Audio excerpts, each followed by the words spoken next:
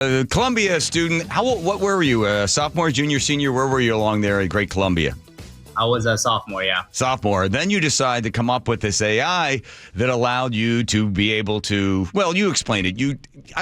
The word cheating appears often on your website and everywhere else, which makes people a little uncomfortable. And maybe that's part of the reason that Columbia asked you to find some other place to pursue your interests. Explain what happened to you there, Roy Lee. Yeah. I mean, essentially, I built this tool to let you cheat on leak code style technical interviews, and leak code style interviews are sort of this nonsensical riddle-esque technical interview that they'll ask for CS majors to get jobs. I built a tool to use AI to let you cheat on them. I recorded myself using it on an Amazon interview. I posted the video online and on every form of social media. Amazon sees the video, sends it to Columbia, mad. Columbia sends it to me, and they're also mad. And I'm tweeting the whole thing, and eventually it just blows up in my face, and I get kicked out of school. Did you? But Roy, you had to kind of know that you were right on that line, weren't you? By sort of showing this, did you think at some point, oh my God, like at what point did you start to pucker? Like I've revealed too much here. Yeah, I mean, there was a period of time after I posted the Amazon video. It wasn't doing too well. Columbia was mad and Amazon was mad. And I thought, oh, my God, I just ruined my life for nothing. But after a certain point, sort of like the virality got ahead and the product started doing well. And, like maybe I'm not super screwed after all. You didn't ruin your life for anything. You then decide to offer this Cluely, and you get venture capitalists. How much money did people throw in behind this? We did $5.3 million. And how long did it take you to get that from VC? The round was closed in less than 24 hours. Holy moly. Which one did you use? Which service did you use to find the VC?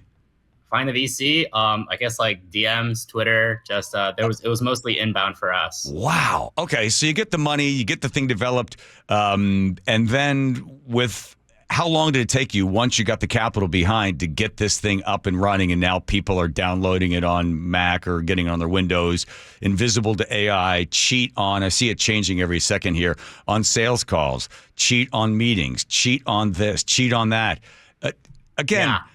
I guess the word cheat makes you, it's catchy, but at the same time, don't people kind of have a problem with cheaters? The phrase cheat on everything and the particular copy we have on the website is like cheat on sales calls, cheat on meetings. This is supposed to be intentionally vague. I mean, what exactly does cheat on a meeting even mean? And I suppose the idea that we want to plant in people's heads is in a world where some people are using AI and some people are not, the people using AI will have such an unfair advantage that it feels like cheating. And this is just intended to evoke this like emotional response, sort of as a marketing ploy on our end. I'm sort of like the 21-year-old dickhead who's going around like cheating on everything. But also it's sort of like makes you think like, wow, like what does the future with AI and everything really look like? And do the people that use AI, are they really like that?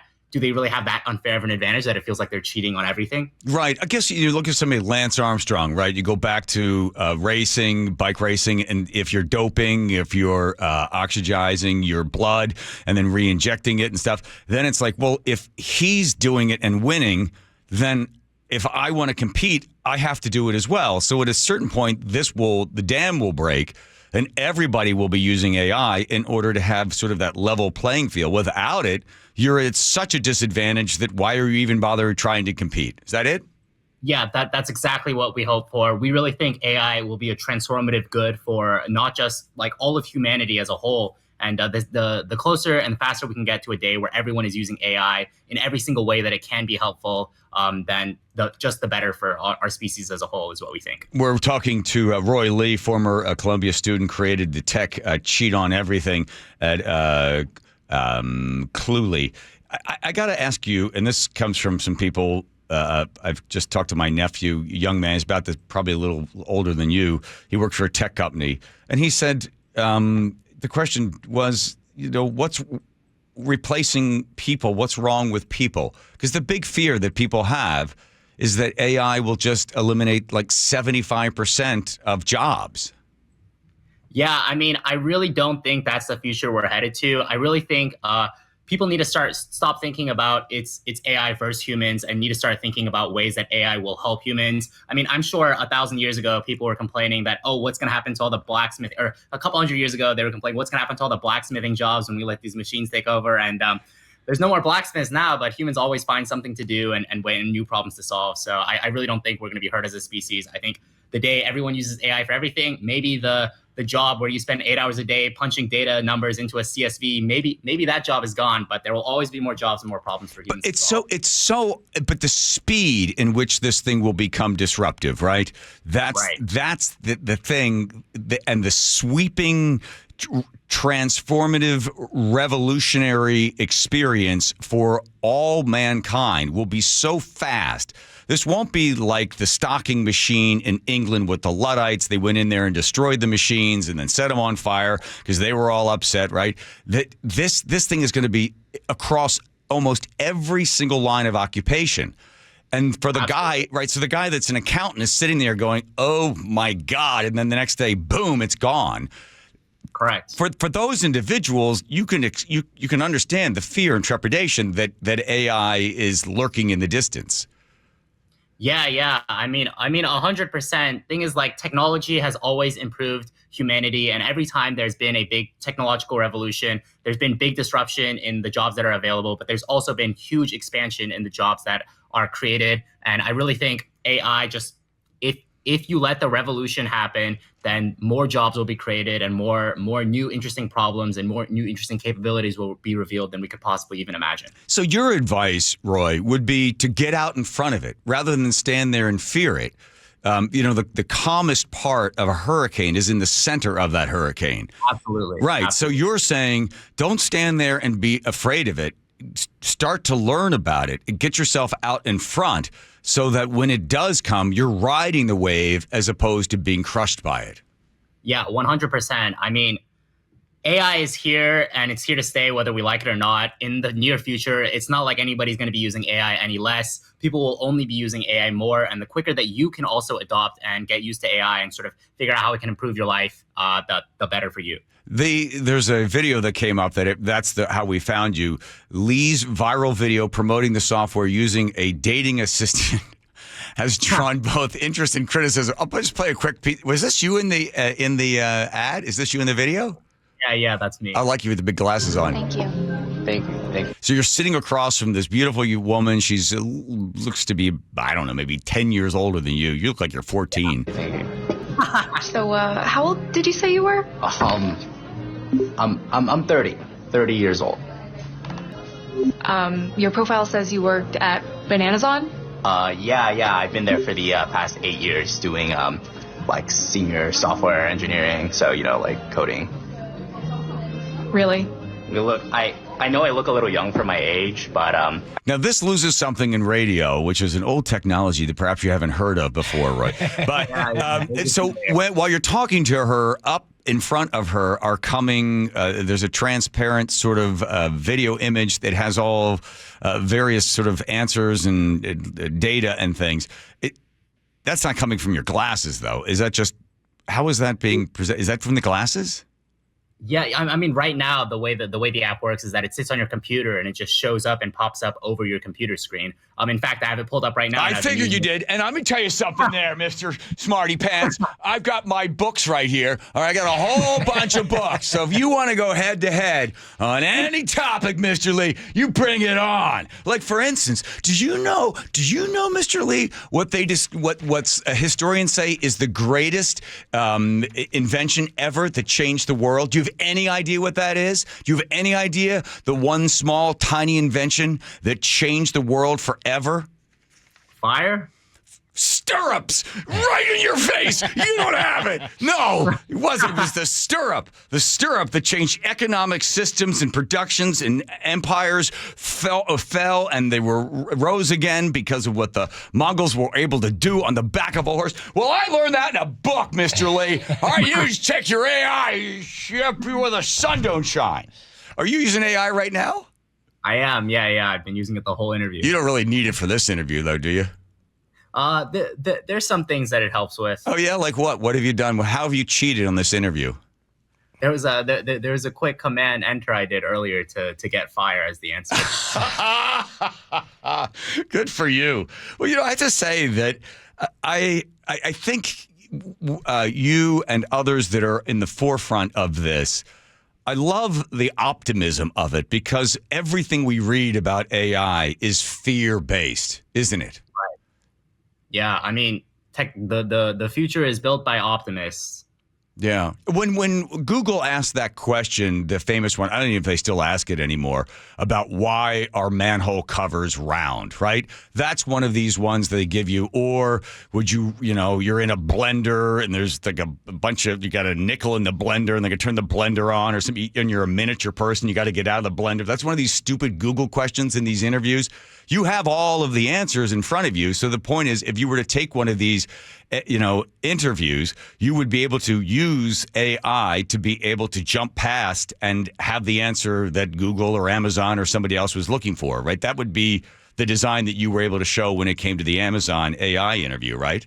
Yeah, absolutely, 100%. Yeah. So what is that? What is the proper answer for that Google question they used to ask about? So why do you think manhole covers are round? Remember that one? Yeah, I mean, I'll tell you what Cluey says. Manhole covers are round because a circular cover can't fall through its own opening, unlike a square or rectangular one. The round shape also makes it easier to move and position the cover and helps distribute the weight of the vehicles more evenly.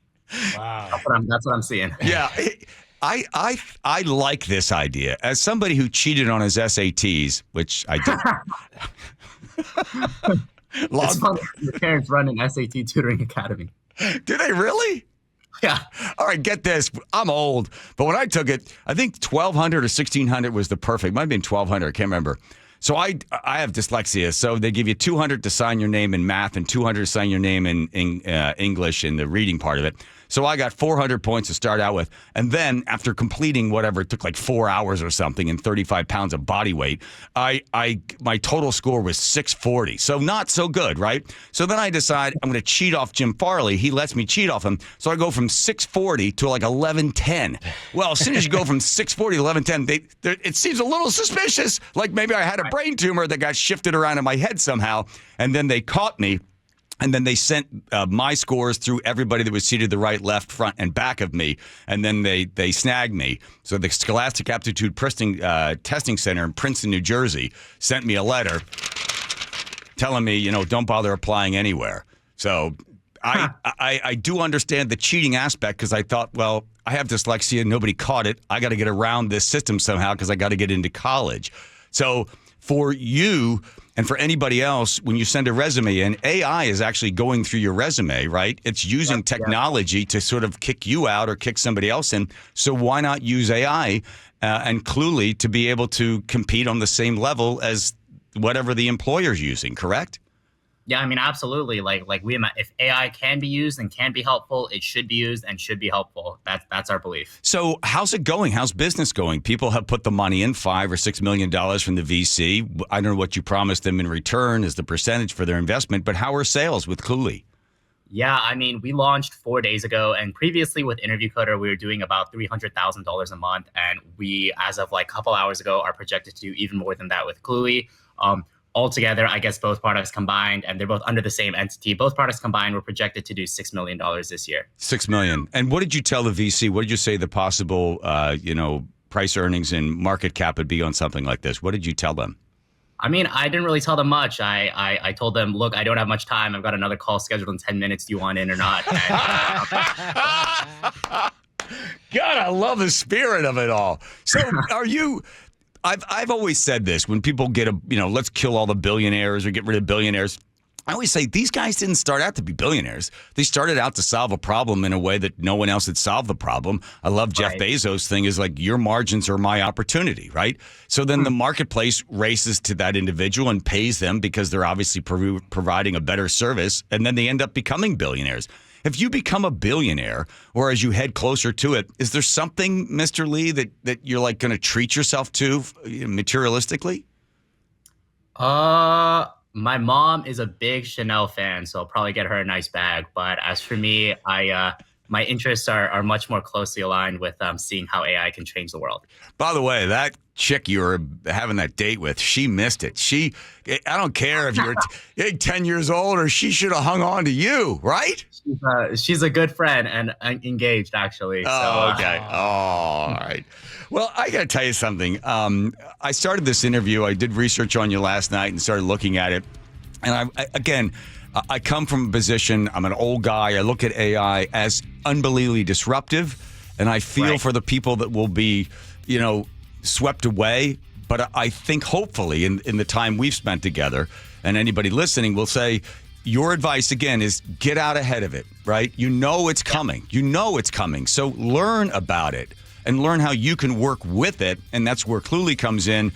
And to not be swept away, but to be, riding that wave of this new technology. Exactly. There we go. Exactly. All right. Well, let's get back to making more money. Get your mom a nice bag. Don't forget, she knows how much money she made, so don't cheat out on her, okay? For sure, yeah. And the fact that you're not a dentist or a doctor, I think she will forgive you for that too, right? You have no idea how many years she spent trying to convince me to do med school, man. I know, I got it. All right. Thank you, my friend. Onward and upward. Thank you for all the people out there that don't consider it cheating. Just consider it you're on the same level playing field with everybody else. Roy Lee, thank you.